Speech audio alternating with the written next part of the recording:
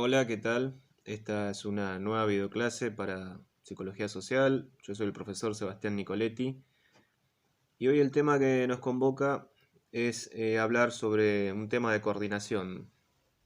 Es una clase sobre coordinación.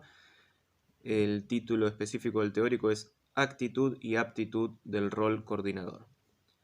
Bueno, evidentemente nosotros en nuestra formación como psicólogos sociales, o como operadores psicosociales, eventualmente, en algún momento, vamos a tener que desarrollar el rol y cumplir la función de coordinadores.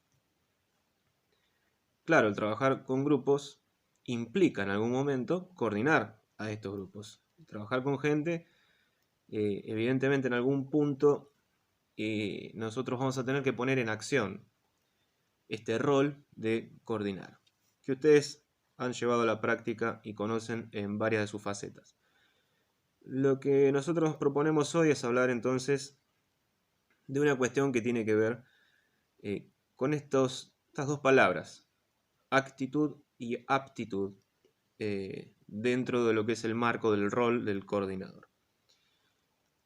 Es importante esto, ¿por qué? Por lo siguiente, porque va a marcar en nosotros una forma, no solamente una forma de comprender el rol de la coordinación, sino también una forma de elaborar, ir construyendo, según nuestra experiencia, una forma de trabajar que cuando responde a distintos formatos y se aboca a una forma de ser y a una forma de llevar adelante el rol, entonces configura no solamente una manera de trabajar, sino un trasfondo que hay en esa forma, en esa manera de trabajar, que tiene que ver con la ética propia del desarrollo de nuestra función. Es decir, trabajar de una manera, de una determinada manera, cumpliendo una serie de requisitos, digamos, no transgrediendo una serie de reglas a las cuales debemos adherir. Y entonces, esto nos va a llevar a comprender que cuando hablamos de actitud psicológica dentro del ámbito de la psicología social, estamos aludiendo en última instancia, aunque sea esto en última instancia no es menor, sino que es a la postre es lo fundamental, a una forma de trabajar que se traduce en una ética de trabajo. Allí reside la importancia de esta temática. Entonces nosotros cuando hablamos, empecemos por lo que sería lo más fácil, es la aptitud. Cuando uno está apto para algo, esto hace alusión a nuestra formación, a la manera en que nos hemos preparado a nivel teórico, a nivel conceptual, el aprendizaje que hemos logrado internalizar, los conceptos, las nociones, las teorías, los autores, etcétera. Todos aquellos temas que nosotros hemos de alguna manera abordado y con los cuales nos hemos instruido, eso nos da a nosotros mmm, la capacidad de estar aptos para ejercer una tarea en particular que requiere de esa preparación, de ese conocimiento, de ese aprendizaje e instrucción. Entonces, cuando nosotros nos referimos a la aptitud que cierta persona tiene, estamos aludiendo a su capacidad a la cual ha llegado a través de su instrucción, de su preparación, de sus estudios, etcétera, etcétera. Bien, eso convierte a una persona en apta para realizar una tarea determinada porque tiene los conocimientos para hacerlo. Ahora, llevar adelante esos conocimientos, ponerlos en práctica, hacerlos realidad, es otra cosa, ¿no?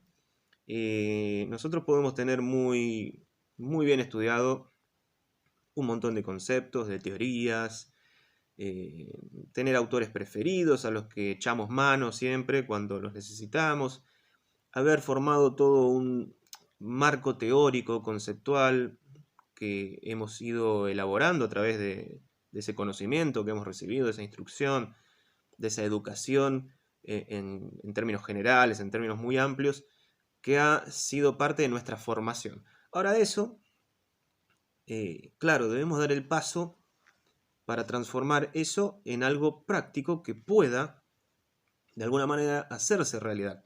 Es decir, materializarse en términos concretos. En términos concretos del trabajo que nosotros eventualmente vamos a llevar a cabo.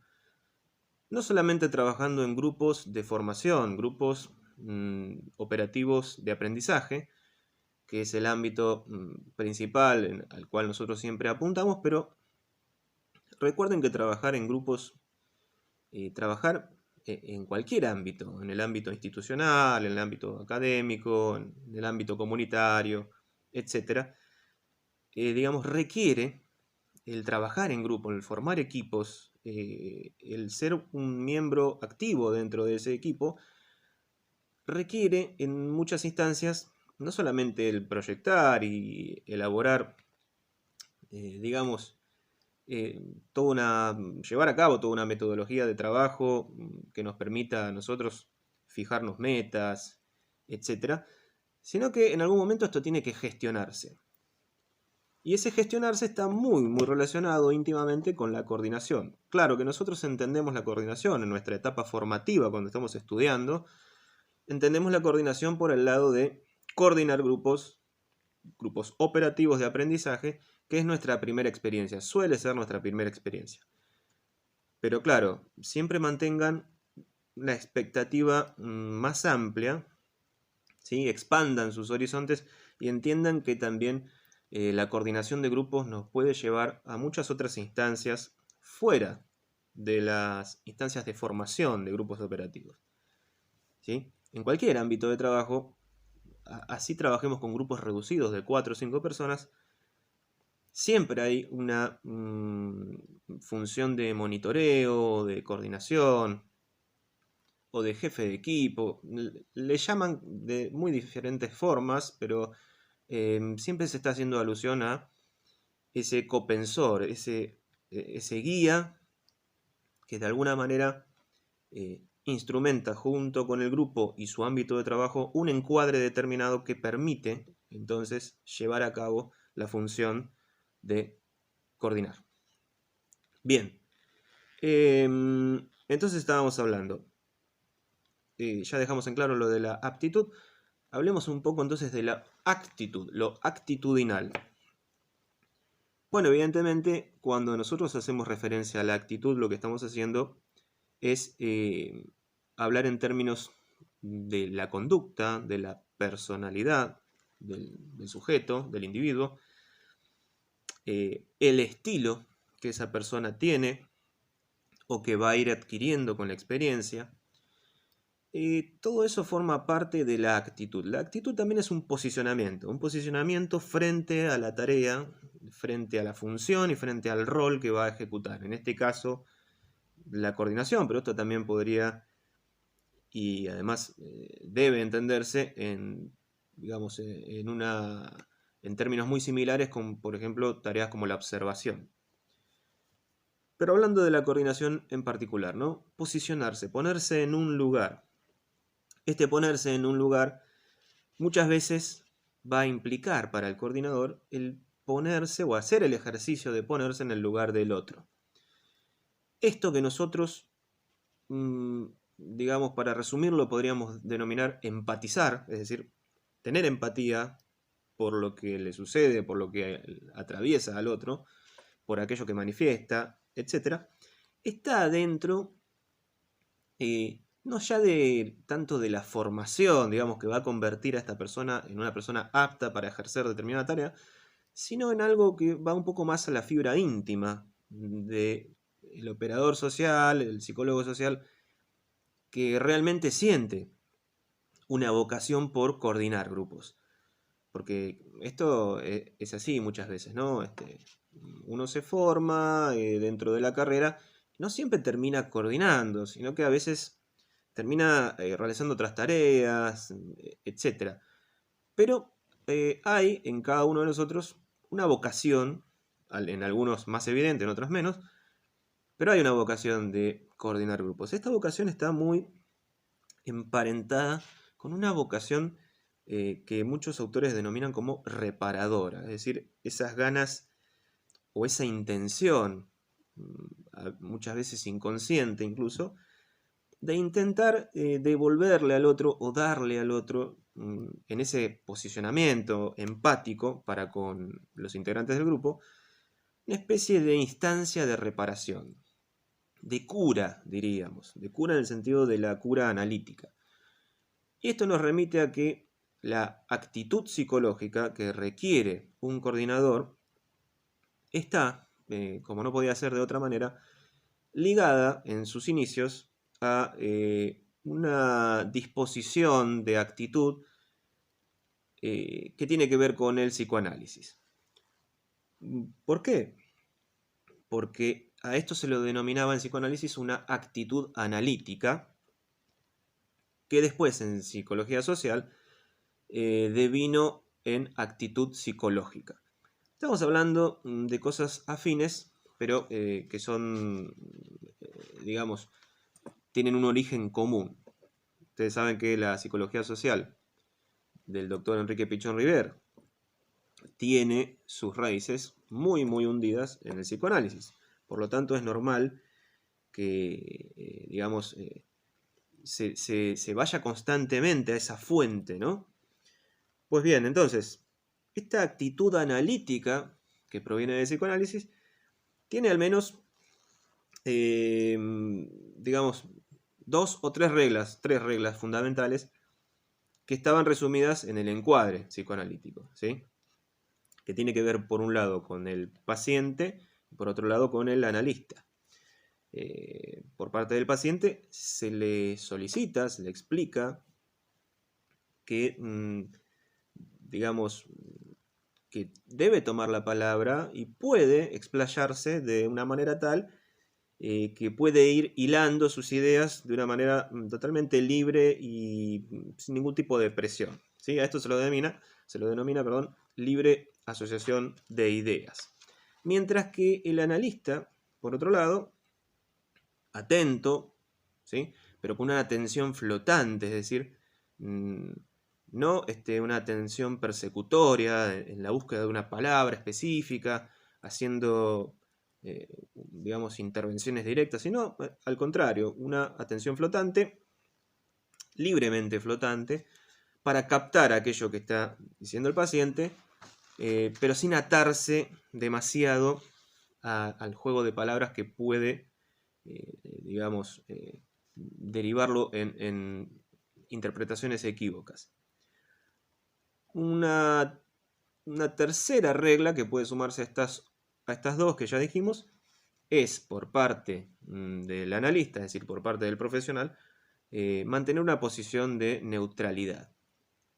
¿Qué quiere decir esto? Bueno, el tener una distancia suficientemente objetiva con el paciente y procurar, digamos, no comprometerse con la historia, con la narración a nivel afectivo, sentimental, etc. Porque aquellos acontecimientos que pueden derivar de la historia que está expresando el paciente, sería, digamos, peligroso el no mantener esa distancia, lo que nosotros denominamos distancia óptima, mantener esa objetividad mínima, pero importante, para no quedar comprometido en la historia. Esto quiere decir no quedar encerrado, no quedar atrapado en la historia a nivel emocional y afectivo. Bien, esto que en términos sencillos tiene que ver con este origen psicoanalítico, que denominábamos antes actitud analítica, es lo que ha derivado en psicología social como actitud psicológica, que está arraigado en esto y que tiene que ver con esa instancia actitudinal de parte del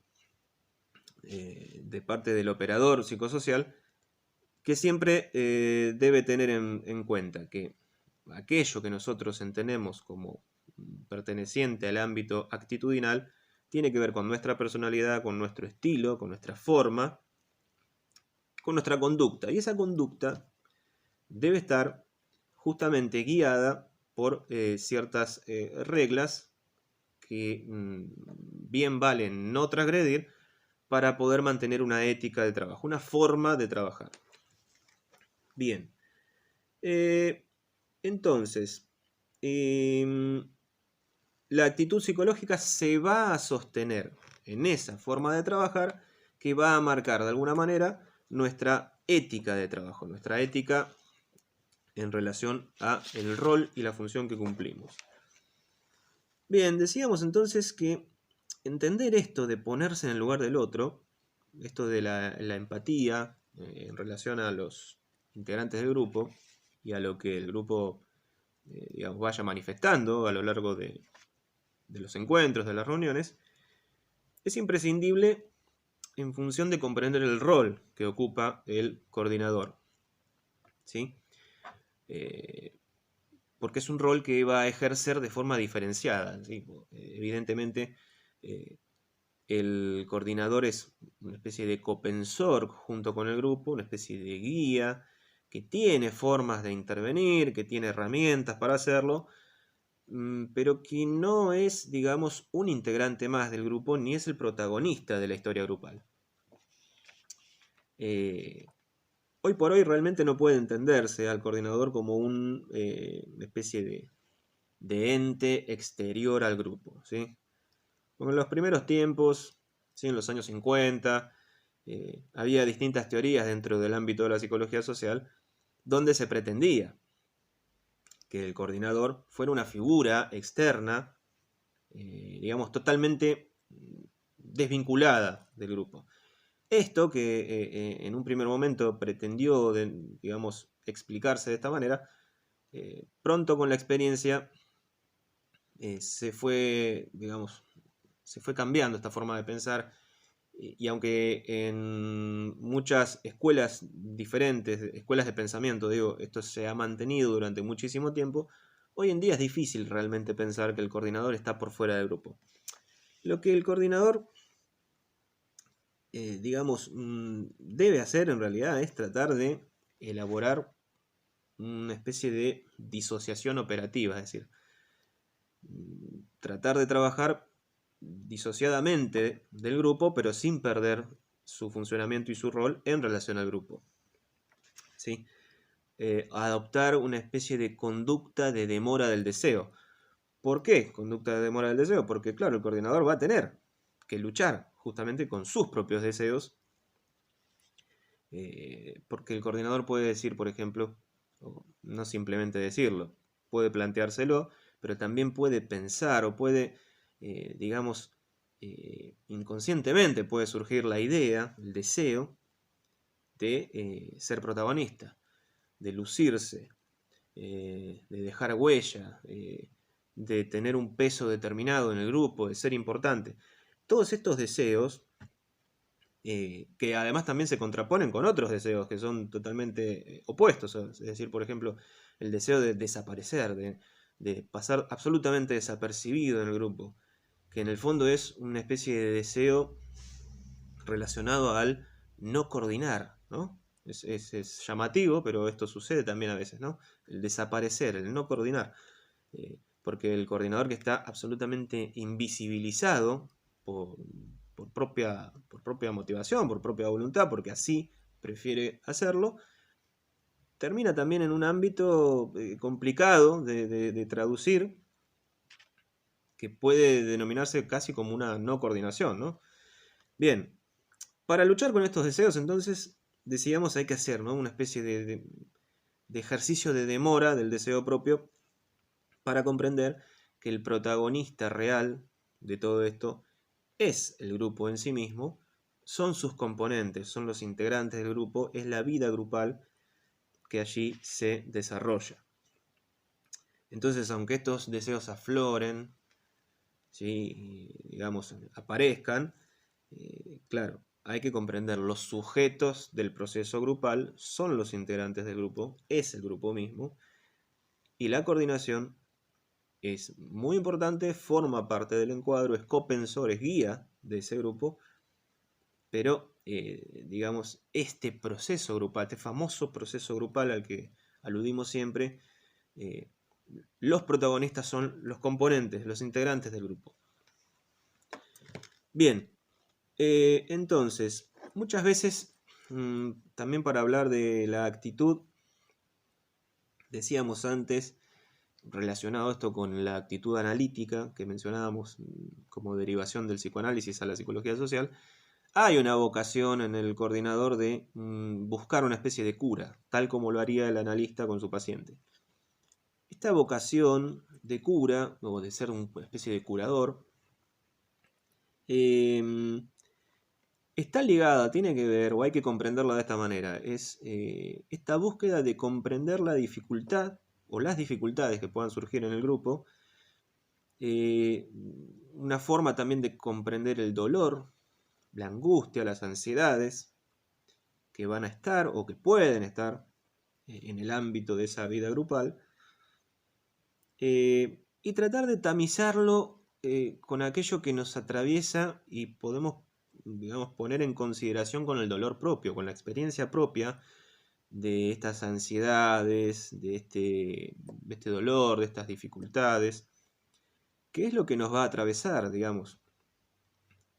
La dificultad del otro, la historia del otro, su biografía, las heridas, digamos, las heridas que cada uno, de las cuales cada uno es portador en la vida, de todas aquellas cosas que le han sucedido, que ha tenido que padecer, algunas tristes, otras muy felices, pero que dejan marca.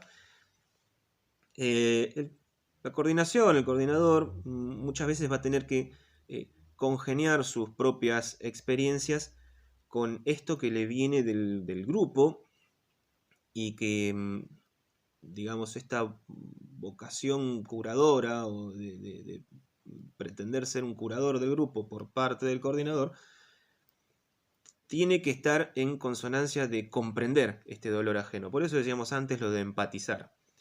Vamos a hablar un poquito más después de la empatía, pero tiene que ver con esto, ¿no? Esto que decimos siempre, ¿no? Ponerse en los zapatos del otro, ponerse en el lugar del otro. Es mucho más enriquecedor si nosotros podemos hacer este contrapunto con las experiencias personales, con el dolor personal, con las dificultades que uno mismo ha tenido que atravesar, etc. Porque aquello que emocional o afectivamente puede, digamos, atravesarnos, tocarnos, que incluso puede producir un contagio emocional, ¿no? El quedar muy comprometido con eso, muy atrapado, nosotros debemos generar, ubicados en el rol de la coordinación, debemos tratar de generar a través de nuestra actitud, justamente, una especie de umbral de tolerancia, es decir, hasta dónde podemos o hasta dónde vamos a tratar de que esas cuestiones que afloren en el grupo y que nos van a atravesar y que van a hacer resonancia en nosotros y que nos van a recordar cuestiones y que nos van a demandar en cierto momento incluso el deseo de tener que intervenir, tener que transmitir algo, querer aportar algo, querer meterse en la historia. Y son, bueno, esos deseos que hablábamos antes, que muchas veces, para que el grupo pueda vivir su propio proceso, el coordinador debe muchas veces, digamos, amortiguar esos deseos, guardárselo, luchar contra eso, tomar una distancia, disociarse operativamente, también se denomina.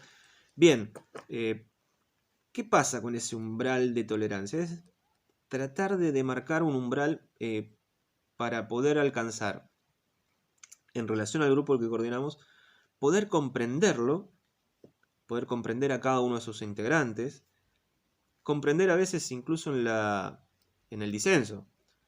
Digamos, no siempre es aceptable, no siempre es, digamos, es querido o aceptado lo que uno escucha, lo que uno experimenta, pero sí debemos ejercer esa especie de umbral de tolerancia para poder ser comprensivos, al mismo tiempo que aceptar la historia del otro, el dolor del otro, el conflicto del otro, Porque justamente ser tolerante en esta instancia del rol de coordinación justamente significa esto: comprender, aceptar y en muchos sentidos contener. Ojo, bueno, entonces, porque acá hay un tema con el tema de la contención. Contener dentro del rol de la coordinación no siempre significa, digamos, el resguardar a cada uno de los miembros del grupo, el transmitirles calma, ¿no? No es como una especie de abrazo materno, ¿no? Que tranquiliza al niño y en este efecto de Ribery, ¿no? Del que hablaba Wilfred Bion, por ejemplo, ¿no? De calmar al niño a través de un gesto de abrazo, etc. Digamos, muchas veces es comprendida la contención en este sentido, ¿no? Pero contener no siempre significa esto en psicología social. Contener también nosotros podemos entenderlo como especialmente relacionado a algo que tiene que ver con aquello que va depositando el grupo. Es decir, el grupo va manifestando, digamos, hay toda una serie de fenómenos grupales en las cuales el grupo mismo va manifestando a veces cosas muy, muy, muy densas, muy pesadas, muy fuertes, muy duras, otras veces cosas muy alegres, jocosas, etc. Pero también se van a ir manifestando ansiedades, conflictos. El conflicto está siempre presente, ¿no? Somos seres humanos y en un proceso grupal el conflicto siempre está presente. Aun cuando no es buscado, siempre está presente. Entonces muchas veces esto va generando depositaciones, ¿sí? Se van depositando cargas que van a terminar, o podrían eventualmente terminar, en procesos transferenciales, de transferencia recíproca entre los propios integrantes del grupo, entre la coordinación, evidentemente, y digamos, esto que el grupo va depositando en ese umbral de tolerancia que nosotros decíamos antes, es donde está, o donde se alude a esta conducta de parte del coordinador de contención. Contener en ese sentido. Contener no es siempre parar, frenar o poner un límite, porque también podemos entender la contención como esto, ¿no? Por ejemplo, bueno, ¿qué hace un dique, ¿no? Frente a un arroyo o un río? Contiene el agua para que el agua no pase. No siempre contener en el ámbito de la psicología social significa eso, es decir, poner un límite, decir, bueno, hasta acá llega el grupo y hasta acá, de acá no lo dejo avanzar. No, en realidad la contención es algo un poco más complejo que eso y tiene que ver con esto, ¿no? Con el poder lidiar justamente con esas depositaciones grupales, a veces que tienen una carga muy, muy, digamos, afectiva muy grande, que a veces representa grandes montos de ansiedad, donde se manifiestan fenómenos que tienen que ver con el miedo al cambio, etc. Ser contenedor de esto.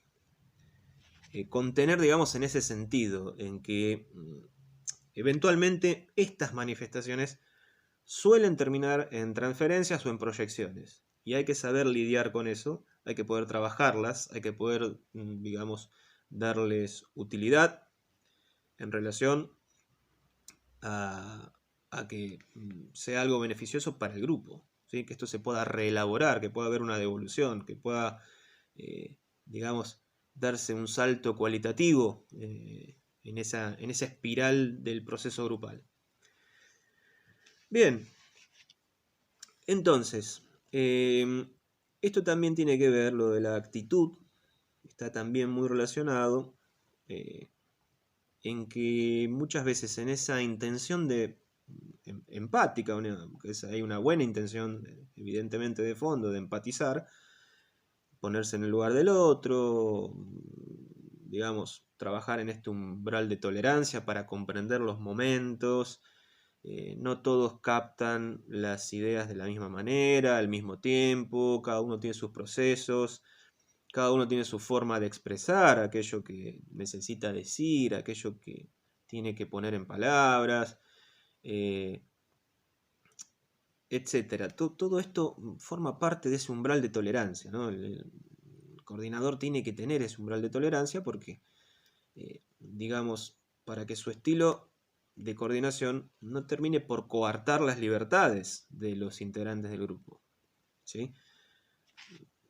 Esto está muy relacionado con las formas de coordinar, ¿no? Con los estilos de coordinación. Ustedes recordarán que los estilos de coordinación están muy relacionados con los estilos de liderazgo, que trabajó en su momento Kurt Lewin y que trae a colación Enrique Pichon Rivière porque toma esta teoría de los liderazgos, ¿sí? Autocrático, del dejar hacer, el liderazgo democrático, el liderazgo demagógico. Esos liderazgos traducidos a la coordinación, porque el coordinador, cuando se excede de su rol de copensor y de guía y se transforma en una especie de líder, muchas veces, digamos, de forma inconsciente por motivación propia, es decir, toma ese lugar y muchas veces ese lugar le es adjudicado por el grupo. De las dos maneras, trae aparejados ciertos peligros. ¿Sí? Que el liderazgo recaiga en la coordinación trae aparejados ciertos peligros, sobre todo para el proceso grupal. Lo mejor es que eso, si sucede, digamos, se vehiculice prontamente, rápidamente, para darle lugar a otros liderazgos, ¿sí? Que sea transmitido al propio grupo y que quede, digamos, dentro del proceso mismo grupal y no que se le adjudique pura y exclusivamente a la coordinación, porque eso trae sus riesgos. Se forma un grupo absolutamente dependiente, ¿no? Dependiente en forma lineal de la coordinación. Pero bien, entonces yo decía, estos estilos, el estilo mismo de coordinación que está relacionado con lo actitudinal, debe lograr uno, como asumiendo el rol de coordinador, debe lograr que sus conductas como coordinador, que van a ser observadas evidentemente, el grupo fija su atención en la coordinación, es un lugar que está constantemente siendo observado, milimétricamente incluso. Lo importante es que estas conductas sean estables, es decir, que haya una forma de trabajar que pueda dilucidarse desde el afuera y desde el adentro, es decir, desde el propio grupo y de quienes, por ejemplo, eventualmente observan el grupo. Digamos, cuando uno pone en función unas determinadas maneras, un determinado estilo para trabajar, va a ir tomando, va a ir imponiendo, imprimiendo su personalidad a la coordinación y además una serie de conductas. Estas conductas, con el tiempo, digamos, deberían tomar cierta estabilidad, una estabilidad que le permita justamente tener una actitud psicológica que esté fundada en una ética de trabajo, por supuesto, ¿no? Porque uno también puede tener conductas estables que son denigrantes o que son maliciosas, pero no, en este caso estamos hablando evidentemente de conductas que tienen un trasfondo ético, un trasfondo de una forma de trabajar. Estas conductas entonces tienen que estar de manera estable, tienen que representar a esa forma de pensar, a esa forma que está también reflejada en los sentimientos y esa forma que también de alguna manera está reflejada en las acciones que tomamos a lo largo de nuestra coordinación. Es decir, que en el fondo está el pensar, el sentir y el hacer, ¿no? Hay una estabilidad, digamos, entre esas tres cuestiones, esas tres facetas, que hace que las conductas sean íntegramente estables. Es decir, una persona piensa de una manera, actúa de una manera y siente de una manera determinada que es totalmente transparente y guiado según una ética de trabajo, buscando siempre, por supuesto, el bienestar del grupo. Cuando esto se logra con la práctica, digamos, esto no, evidentemente, esto es algo que se va construyendo con la experiencia, con la práctica, con la vida grupal.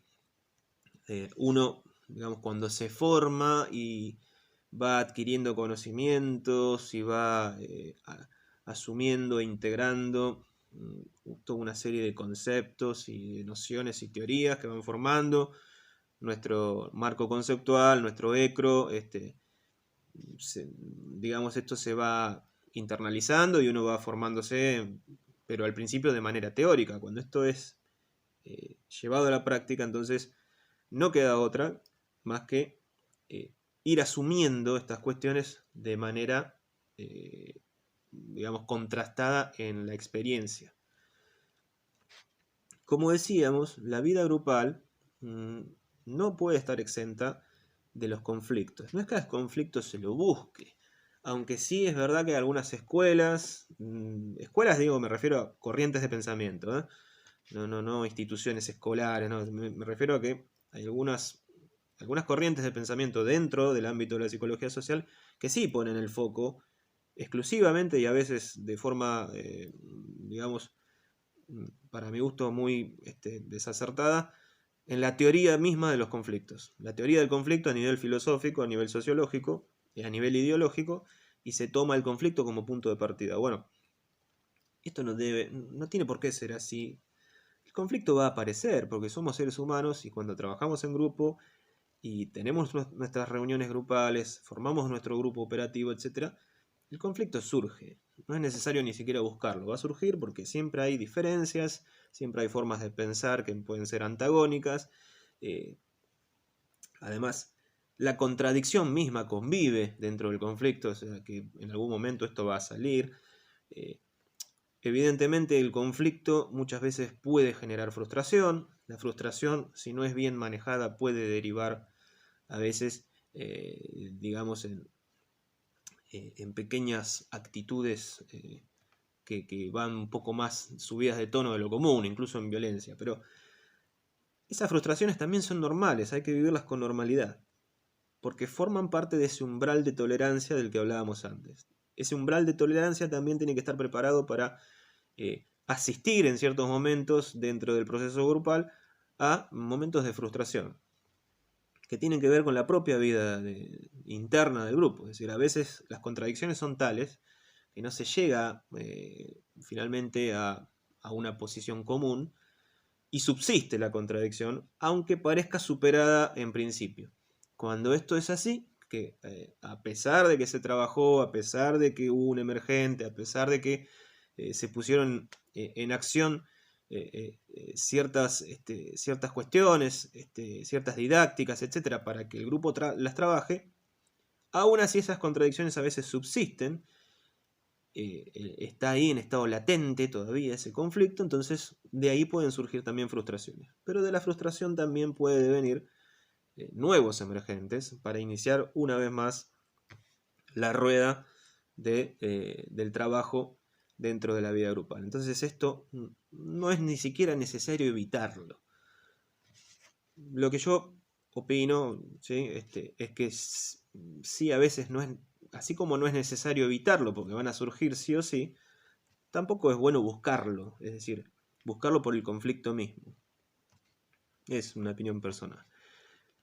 Pero bien, entonces hablemos un poco de aquello que decíamos de las reglas. Ustedes las conocen bien a esta altura.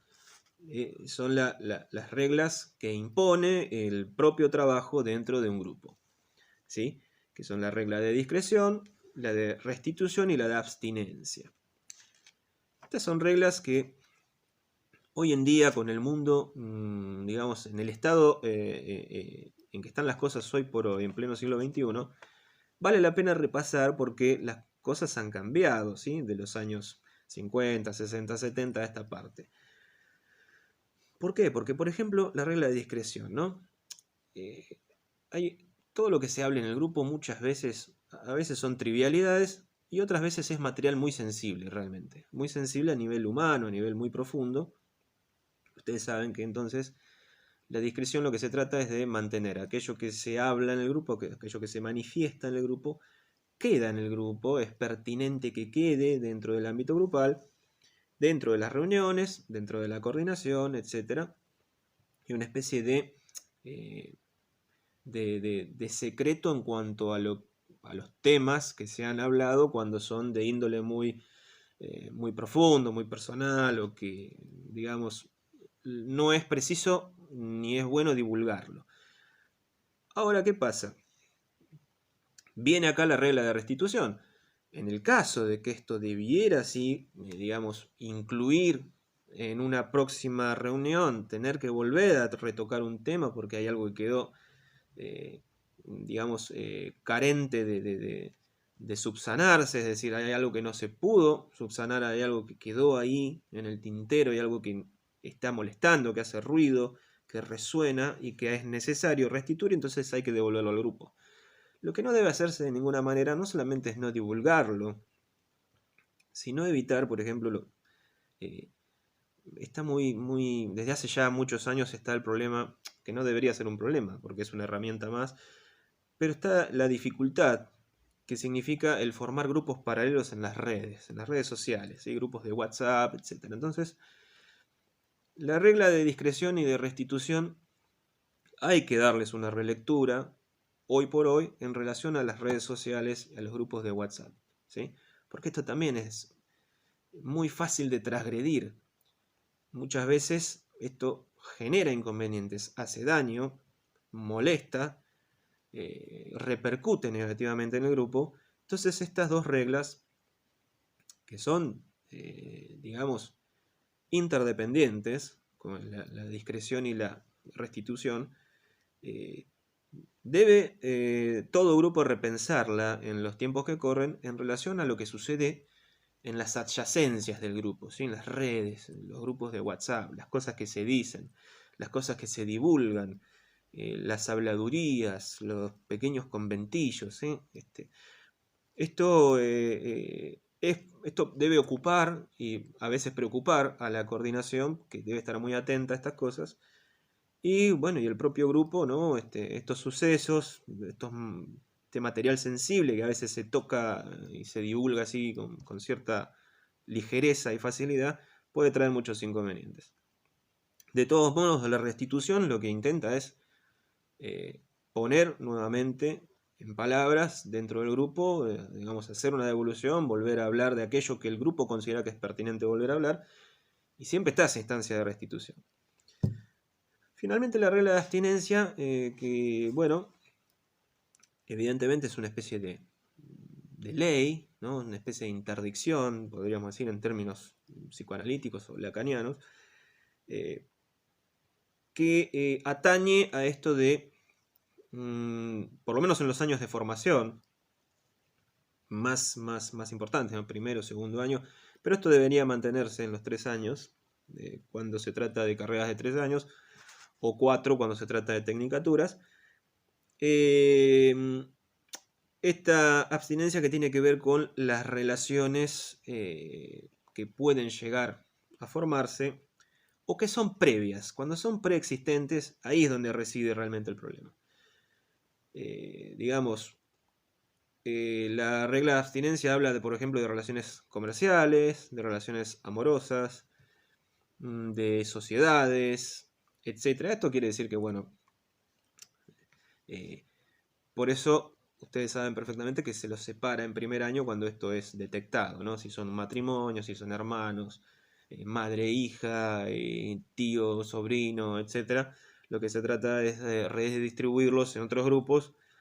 ¿Por qué? Porque esto hace a la libertad que tienen los sujetos dentro de la vida grupal, dentro del proceso que tienen que vivir cada uno, para poder explayarse y relacionarse con los demás de una forma no coercitiva, teniendo en cuenta que a nivel inconsciente estar con un pariente, con un socio, con un amigo, etc., puede de alguna manera poner alguna limitación. O, digamos, aunque no sea exclusivamente así, esto podría suceder. Por eso es que esta regla es importante en ese sentido. Bien, en cuanto a esto, entonces nosotros ya hablamos de la continencia, de la contención, del umbral de tolerancia. También de alguna manera al decir que el coordinador frente a la escena grupal puede muchas veces sentir una situación de que la escena grupal propiamente es una especie de espejo, es decir, verse a sí mismo en la escena grupal, perder esa distancia óptima, esa distancia objetiva de trabajo y confundirse con uno más del grupo, esto puede generar un conflicto, de hecho lo genera. Manejar esto de parte de la coordinación es comprender que uno forma parte de la circulación grupal sin ser un miembro del grupo. Esto es lo que decíamos antes. Ya no puede pensarse como se pensaba hace 40, 50 años atrás, que el coordinador es un ente que está por fuera del grupo, ¿no? Y que es como una especie de satélite que lo orbita, que se ocupa de él de alguna manera, pero que está ahí lejos. Bueno, eso en los papeles a nivel teórico al principio era pensado de esa manera, pero en la práctica, con tantos años y con tantas escuelas que han pasado y formas de pensar la coordinación, se ha entendido finalmente que esto es prácticamente imposible. Es decir, el coordinador forma parte del grupo, no es integrante, no es componente, pero sí es un copensor del grupo y forma parte de la estructura, forma parte del encuadre, no puede no estar, y por lo tanto el coordinador forma parte de la circulación grupal dentro del proceso grupal que vive a nivel de experiencia ese grupo mismo. Lo que sí es que debe practicar esto del descentramiento, ¿no? El de, digamos, mantenerse justamente con una actitud psicológica que tiene que ver con esto, mantener esa distancia óptima, buscar la manera de comprender que no es el protagonista, aunque sí protagoniza ese proceso grupal desde un rol, desde una función, pero no como integrante. El problema está en verse como protagonista junto a los integrantes como un integrante más. Ahí es donde reside realmente la problemática de esta confusión, porque hace, digamos, las veces produce un contagio afectivo, una especie de simbiosis, se mimetiza el coordinador con el grupo y forma, digamos, ahí una sociedad, un vínculo muy difícil de establecer desde fuera y de poner límites y decir, bueno, hasta dónde llega la coordinación, dónde termina la coordinación, dónde empieza el grupo. Esto es problemático, ¿sí? Bien, entonces,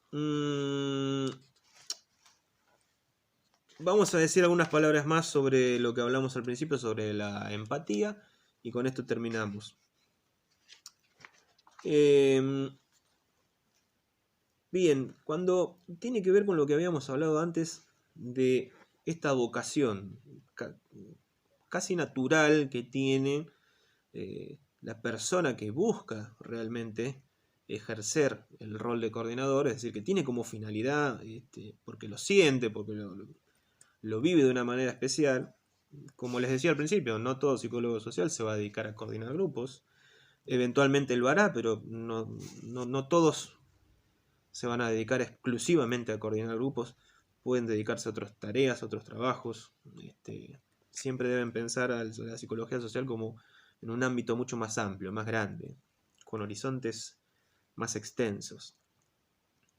Pero aquellos que tienen esa vocación sienten que son, digamos, portadores de una especie de voluntad de brindar algún tipo de servicio que tiene que ver con la curación. Así como hay un proceso de curación en psicoanálisis, digamos, hay un proceso de... Muchos discuten si hay realmente cura, ¿no? En el psicoanálisis, algunos defienden que sí, otros defienden que no. Pero sí lo que hay es un proceso, al menos hay un proceso de curación que apunta a eso. Muchas veces hay en la coordinación una vocación que apunta hacia lo mismo. Pero claro, para curar, primero hay que comprender. Y además de comprender, hay que aceptar. ¿Qué es lo que hay que comprender y aceptar? Lo que decíamos antes. El dolor del otro, las heridas del otro, las ansiedades del otro. Y esto se conjuga mucho mejor cuando, además de atravesarnos, nosotros podemos identificar ese dolor, esas heridas, esas ansiedades, con las propias, es decir, con las heridas propias. No hay mejor curador que el que ha sido curado, ¿no? Porque tiene esa experiencia, porque lo ha padecido, porque lo ha vivido en carne propia. Entonces, empatizar de esa manera, ponerse en el lugar del otro de esa forma, con esa experiencia y con esa visión, es mucho más factible de ser real, de que se lleve a cabo, ¿no? Esto también tiene que ver con lo que hablábamos antes de la contención. Pero claro, esa contención que está especialmente relacionada a aquello que el propio proceso grupal va depositando en el grupo, que tiene que ver, evidentemente, a nivel inconsciente, a nivel implícito, con estas heridas, estas experiencias de vida que claro, uno puede haberlas vivido en lo personal, algo muy similar, o puede conocerlas, digamos, por cercanía. A veces a uno no le pasó directamente, pero sí conoce gente muy cercana que sí le pasó cierta circunstancia, ¿no? Circunstancia X, no importa cuál. Esto ayuda. Esto ayuda justamente a la aceptación del discurso del otro, del dolor del otro, de la herida del otro, y a la comprensión de esas mismas manifestaciones, para justamente poder ser un soporte, una guía, un copensor, una especie de nexo, ¿no? De ahí nos vinculamos empáticamente con aquello que nos atraviesa en forma grupal, que no siempre tiene que atravesar a todos, ¿no? La sensibilidad, la emocionalidad y la afectividad de cada uno también forma parte de esa personalidad individual de cada uno de los componentes del grupo, que tiene su verticalidad y su horizontalidad, y las trabaja dentro del grupo y las vive dentro del grupo de una determinada manera. Pero para la coordinación sí es importante, porque sí, esto puede reflejarse o debería reflejarse en su forma de actuar, es decir, en su conducta, en su forma de hacer, sentir y pensar, es decir, en su personalidad reflejada en lo conductual, y en un estilo de dirigir que está justamente muy ligado con esto que hablábamos antes de los liderazgos traducidos a la coordinación, ¿no? Sin pensar al coordinador como líder, pero sí haciendo una relectura de la teoría de liderazgos en relación a los estilos. Bien, entonces en relación a esto podemos yo creo que ir cerrando. Hay algo importante, esto ya es lo último. Nosotros tenemos que saber distinguir, y esto es importante porque es difícil, justamente por eso es importante, porque es difícil. La sumatoria de la actitud con la aptitud, es decir, aquello que me vuelve a mí apto, porque me formé, porque estudié, porque lo aprendí, porque recibí instrucción, etcétera, etcétera, aquello que me vuelve a mí apto, tengo que conjugarlo con mi actitud, con lo actitudinal, para formarme, además de lo teórico, en lo práctico. Es decir, cómo llevo esto teórico a la práctica, cómo lo pongo de manifiesto en un hecho concreto, en la coordinación, en la experiencia concreta de coordinar grupos. Bueno, hay una serie de registros que yo voy en primera instancia, a captar a través de lo observable, de aquello que se observa, aquello que es puramente digamos, un ejercicio de observación. Yo puedo hablar de aquello que observo, de aquello que veo, porque estoy en una situación privilegiada como coordinador. Entonces, hay muchos factores que entran a jugar acá. Vamos a citar uno, por ejemplo, como puede ser la comunicación. Ustedes saben perfectamente que todos comunicamos siempre algo, estamos siempre comunicando a través de gestos, a través de un rictus facial, de un sonido, una onomatopeya, o propio por la forma de hablar, el tono que usamos, etc. Bien, siempre estamos comunicando algo de alguna manera. Ese lenguaje puede ser verbal, explícito, o puede ser no verbal. Ahora, dentro de esa expresión, por ejemplo, dando el ejemplo de la comunicación, nosotros debemos discriminar o distinguir aquello que es realmente observable de aquello que no lo es. O sea, que aquello que parece que tiene sentido porque me pareció, o de aquello que puede ser porque me lo imaginé, o de aquello que tal vez sea así porque pensé que puede ser así. Bueno, en realidad esto de quizás es así porque me lo imaginé, o puede ser así porque yo lo pensé así, o tiene sentido porque me pareció que es así, realmente en lo actitudinal esto debemos siempre dejarlo de lado, hacer ese ejercicio que decíamos antes de contener nuestros deseos y evitar estas cuestiones que tienen que ver con, tiene sentido porque me pareció, o esto puede ser así, hago una lectura de lo que está pasando en el grupo porque creo, me imagino que esto puede ser. No, remitámonos siempre a lo real, lo concreto y lo observable. Vamos a poder distinguirlos como signos de aquello que está sucediendo en el grupo. Pero hay que tener cuidado con las interpretaciones de, digamos, de tramo largo, ¿no? Por llamarlo de alguna manera. Porque el grupo puede ser muy cambiante de una reunión a otra. Entonces, estas interpretaciones, si no sabemos discriminar bien lo observado realmente de aquello que me pareció, podemos empezar a pisar un terreno muy inseguro en relación a lo que estamos realmente observando como coordinadores. Esto también forma parte de esa actitud y aptitud conjugadas, ¿sí? Porque acá lo importante es conjugar ambas cosas. Bien, bueno, espero que hagan una lectura provechosa del teórico y les haya servido esto que vimos, al menos como bueno, algunos puntos fuertes para tener en cuenta y poder sacarle un poco más de provecho.